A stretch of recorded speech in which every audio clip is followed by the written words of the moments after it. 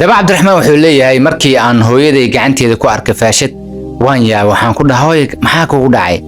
maxaa waay faashadan gacantaada ku duuban maxaa dhib u dhacay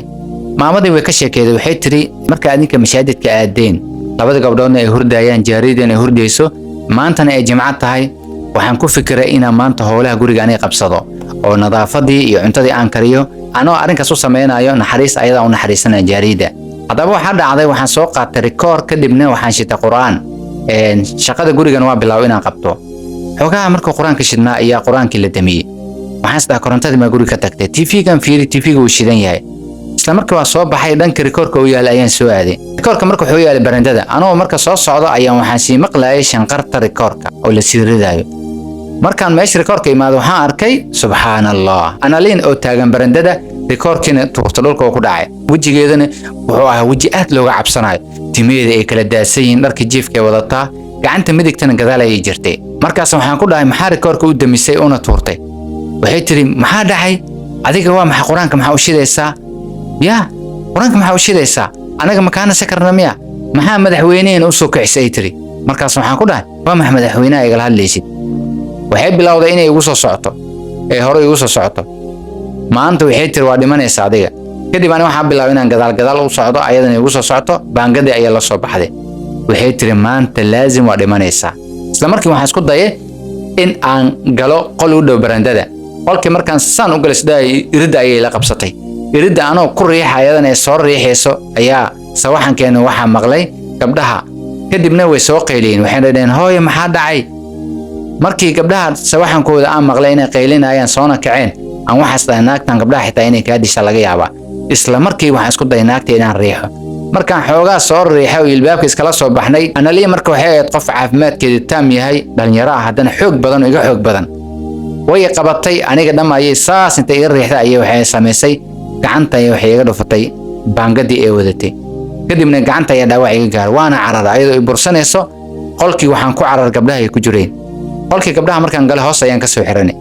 gabdhihii way qeyliyeen waxay dhaheen naagtan maxay saan ka wadaa maxay hooyo ku dhibaateynaysaa isla markii waxaan sameynay aabihii ayaan wacnay soo mashaadka joogo waxaan ku dhaanay naagtii jaarida ahayd baangada ayay noo wadataa aniga dhaawac ay gaarsiisay aniga iyo gabdhaha qolka ayaan ku xirannahay ee naga soo gaar maamada marka waxay tiri qolkaasaan ku badbaadna mooyaan haddaan bannaanka taagnaa lahayn naagtaas qoorta ayay naga jari leed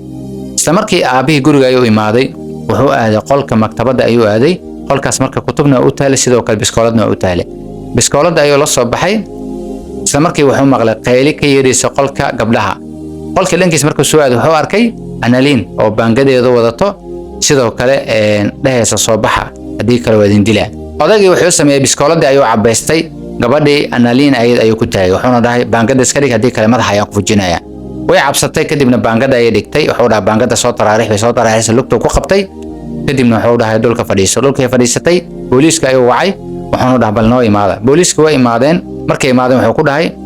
jaariyadan anaga noo shaqeeyo analiina lahaa waxay isku dayday qoyskeyga inay dhaawacdo xaaskeyga ayay gacanta ka dhaawacday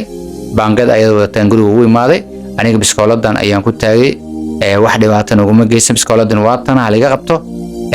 waa tan naagtan jaariyadan dhibaatadan ayay noo geysanaysay weligeedna waa wanaaji jirnay ana laga qabto jaariyadii markaa sidaas ayaa lagu xiray ninkii ciidanka hogaaminaya wuxuu dhahay qolkii ay gabadhan deganeed aan soo fiirino qolkii ayaan furnay waana maalinkii ugu horreeyay uu dhahay gabadhan maalinkii guriga la keenay maalinkii ugu horreeyay waa aan qolkeeda fiirinayo waxaan aragnay waraaqado magacyo ku qoran yihiin magacyada familka ayaa ku qoranba sidoo kale waraaqado kale waxaa jira dhiig ku taasan sidoo kale waxaan aragnay timihii gabdhaha oo xirxiran oo bacal lagu xirxiray macnaha gabadhan waxay ahayd gabar saaxirada kadib naagta jaariyada ahayd waxaan weydiinay arrinkan waxay ka wado qolkan uraayo nadaafadda aan lahayn magacyadan ku qoran waraaqadaha sidoo kale dhiigan iyo timahan la xirxiray waxay tiri aniga waxaa ahay naag saaxirada ra'iiska aan sheegayna wuxuu ahay shaydaanka aniga aan caabudo anigana muslim ma ihi sidaan shaqadan ku helay ayaa muslim iskaga dhigay waxaana qorsheeyo ahay inaan cidda dhan wada sixiro kadibna aan waxaan raba ka samaysto saas daraaddeed waxaa dhacday in ciidankii ay wadeen naagta xabsiga ay geeyeen kadibna waa la maxkamadeeyey wadankii ay ka imaad ayaa dib loogu celiyey haddaba qisadan waxay ka hadlaysaa in jaariyad guriga haddaa keenaysid inaad jaariyadaas aad iskaga fiirisid backgroundkeeda sababtoo ah waayaan waxaa soo bata jaariyadaha inay dilaan dadka ayaga u shaqaynayeen inay dilaan ayaga naftirkoodana waa la dilaa mararka qaar way dhacaan kiisaska noocaas laakiin badanaa jaariyaadka dhibaatada ay geysanayaan kuwa guryaha ka shaqeey aad ayay u badan tahay macal asaf waa ina aad uga taxdirtaa jaariyaadka guriga aad keensanaysid waayo qisooyin fara badan ayaa jiro oo arrimahan ku saabsan jaariyaadka dhibaatooyinka ay dadka u geysanayaan saas daraaddeed hadda halkan ay la soo gaartay kulli waxaan filayaa inaan muuqaalkan ka heshay hadda halkan ku cusubtaa janaacta subscribe ku samey comment ka soo bixi sheekada asxaabta la wadaag aad baad u mahadsantihiin insha Allah qisooyinkan waa soo badinaya insha Allah noocaad ka heshaan commentiga ugu soo qora waad mahadsantihiin waxaan noo balan insha Allah muuqaalka xiga ee saragtada buuxisay sidaas nabadgelyo